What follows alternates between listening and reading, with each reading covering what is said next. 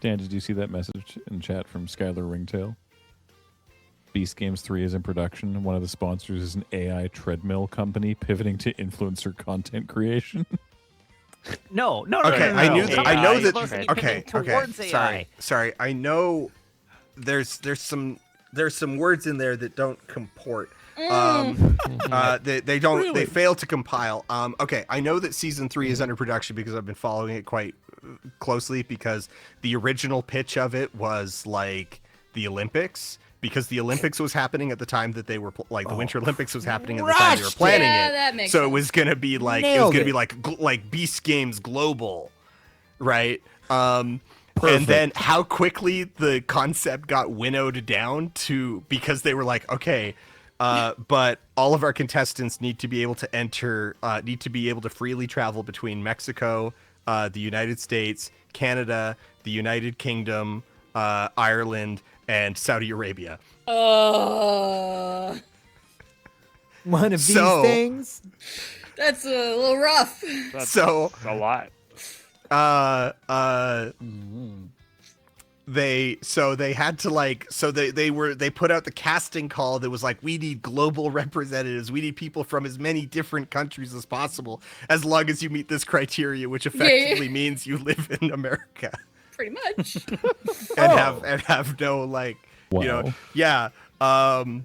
and then they had a huge big social media component to the casting that they then just completely ignored. Tracks. Because they didn't have time to actually do a social media campaign, and they've already been shooting it, but AI Treadmill. Yeah. I cannot decide if that is a metaphorical treadmill, like it's a treadmill to get you into AI, like it's an AI the grind set. Nah, that's or is it AI, or if it's literally treadmill. or if it's literally literally a treadmill that is it's AI powered. I feel like it's probably just a treadmill, but they put AI in, or claim they put AI. AI. So it's like it just gives you your stats and says maybe you should try running harder. Or it has an algorithm thing. Yeah. That's what I'm worried it is. Strava has put in little AI insights on your various metrics and whatnot. Although it looks like they've maybe... Oh, no, there it is. Athlete intelligence. I'm just looking at my last workout. And this is what the AI had to say about my last activity. Oh, no. You crushed a solid long ride with serious elevation gain. Your longest distance in 30 days and weekly goal complete. And then I can get it to say more. I'm gonna bust myself Can you get it to with say a less? gun. Hey, So- too, buddy. Is it capable of saying you did badly? It typically always says something Got me there. positive. They're all preloaded with. They're not allowed to be negative. Yeah. It'll be like, nice work. I am gonna Minecraft in Roblox so hard. Is it, Matt? Is it accurate though? Did you do an crush it? elevation game? It's a horoscope. It's so just generic. saying a positive thing based on the stats and saying things that are generally accurate. I had a But good did you ride. crush it? I'm still a piece of crushed it in the sense that I completed the workout that I set out to do. But I was significantly, I went low and slow for the whole thing. So I was several kilometers per hour slower than my average. But I did do, I did set out to do climbing. So it's hey, you climbed a lot and you finished your workout. And okay, that's true of basically any workout. I finished it and there was elevation gain. Thank you. You did the thing that you did. Yeah. Yeah. We've all seen the videos from. There's a creator named Husk who talks to his AI. Yeah. I know. Where it's Dan will have seen hold I'm gonna go run for 4 miles. Yeah, the one can I'm you time imagining- me? Can you yeah. start a timer? It's Time like, me. okay, I'm starting a timer. Okay, all right, I'm back. How quickly did I do it? You made it in. You did 4 miles in 7 minutes. Yeah. We're talking about the same guy, right? Exactly. Yeah. So he just goes, all right, start a timer. I'm going to go run for a mile, and then without like a break or anything, he just then immediately goes, "Okay, I'm back. How long was it?" And it was like, "Oh, great job. You did it. You crushed it in like, like 10 minutes or whatever." And he's Oh my like, God.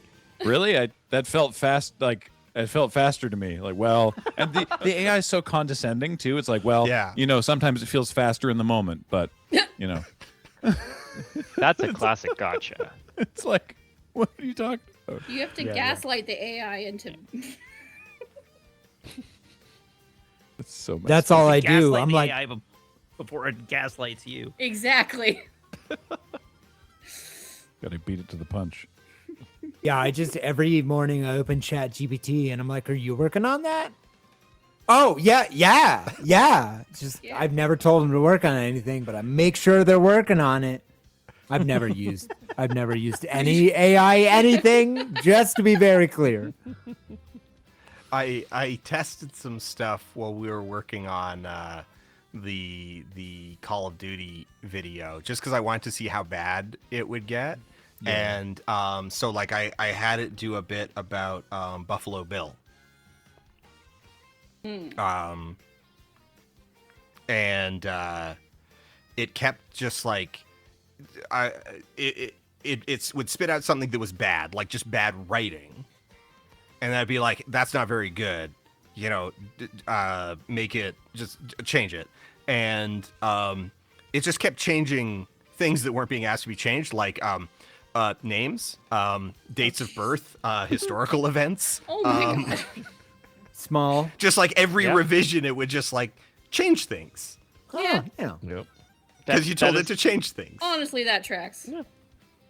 One You of the gotta most be- infuriating things about AI is it's so easy to give a demo with it that makes it look good to executives. Yeah. Right. Because you're like, hey, look, it does this thing. And they go, great, let's try using it. And then when you actually try using it, it's like, well, it's 80% correct, but you'll never get it to be more than 80% correct. Yeah. Yeah, it can get to that. You can get that sort of nice looking 80% thing really fast. And then, completely. And then you need to start over because it has poisoned the bones of the project. Yeah. Yeah.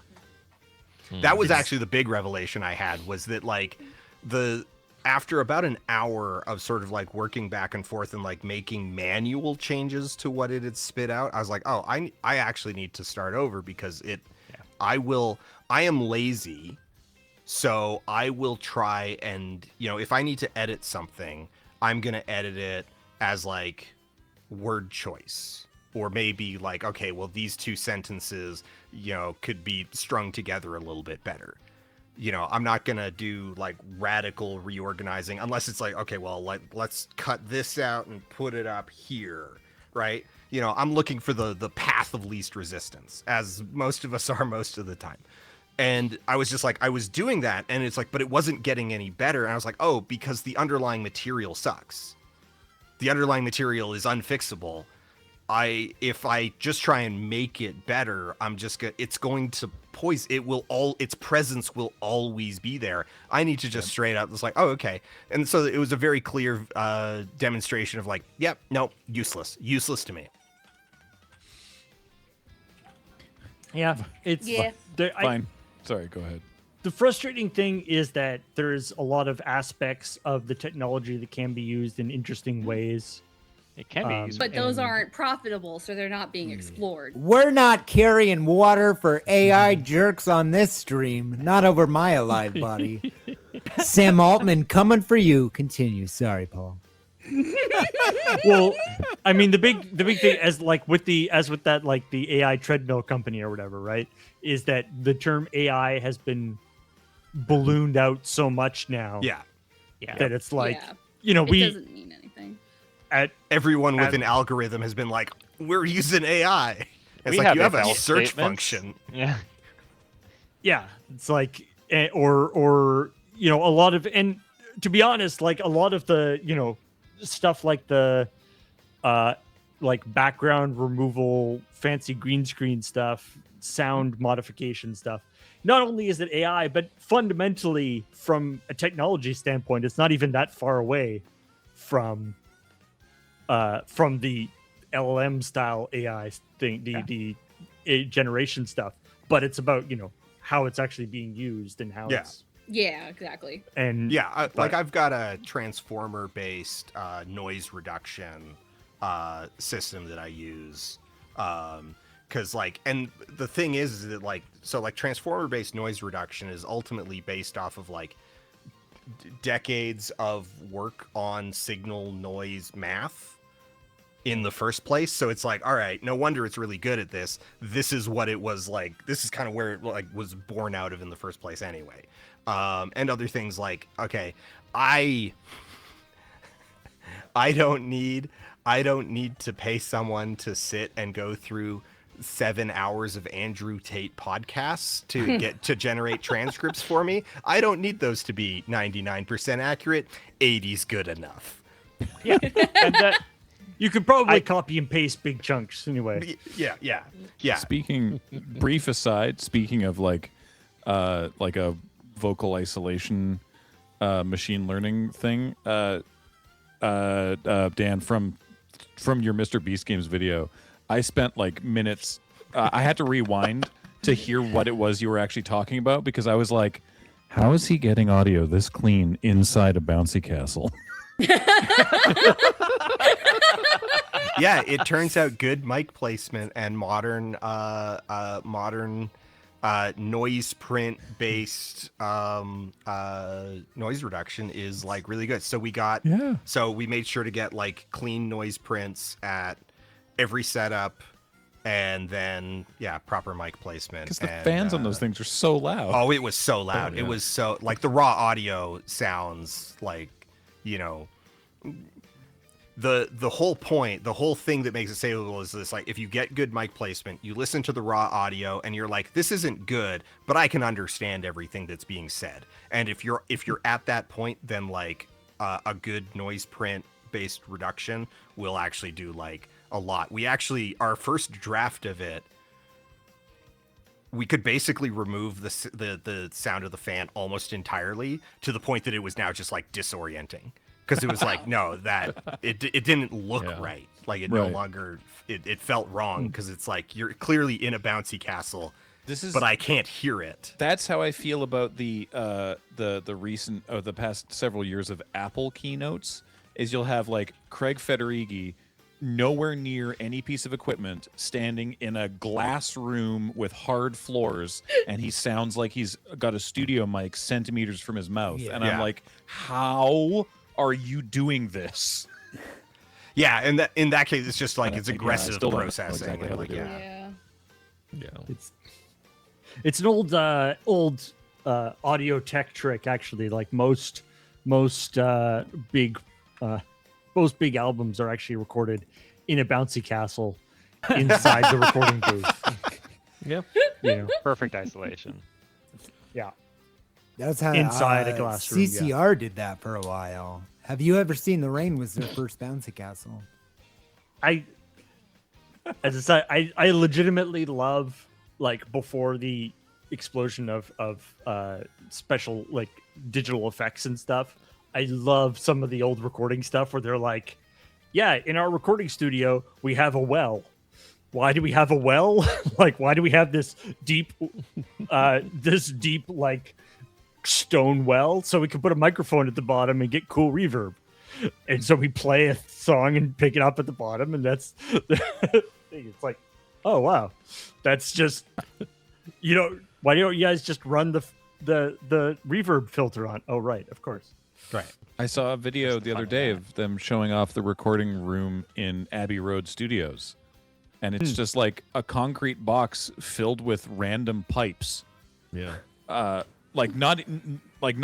on the walls or that have a use. Literally, they're just giant, wide concrete things, cylinders that are just sort of placed in the room to give it a specific kind of reverb effect.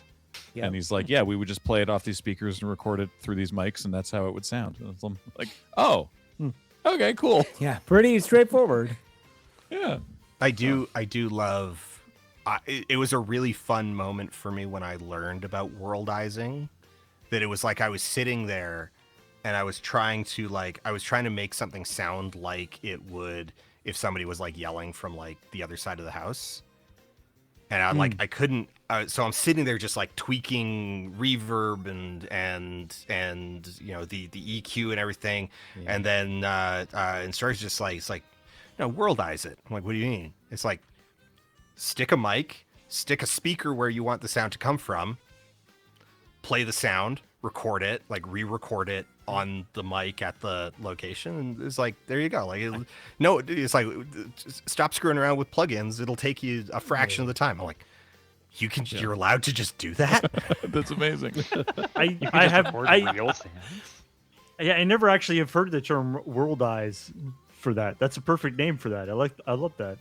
It's attenuation, I guess, is what you're talking about, right? Like sound attenuation. Well, it would be like, you know, so like, yeah, rather than like attenuating all of the frequencies individually down to where they are, it's like you can, like, rather than sitting there manually recreating the response curve of what it would sound like from somebody yelling from a floor away at you, just stick a speaker up on a floor away and crank the volume and re-record it. Yeah. So something I've done on streams, like streams before, on live streams, is, you know, if you want having sound that's being, you know, music or the something like the sound from a movie or something that's being played, syncing up with something that is like being shown on a TV in the screen, like the time sync is just brutal, right? It's like so hard to do it.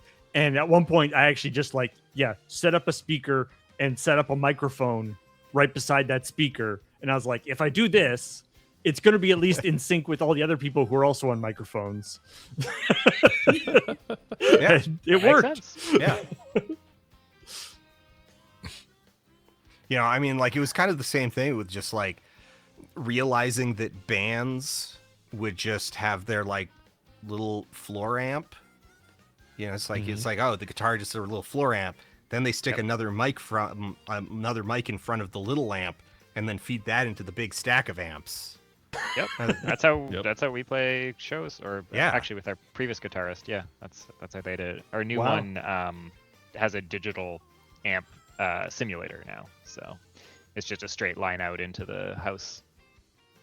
But yeah.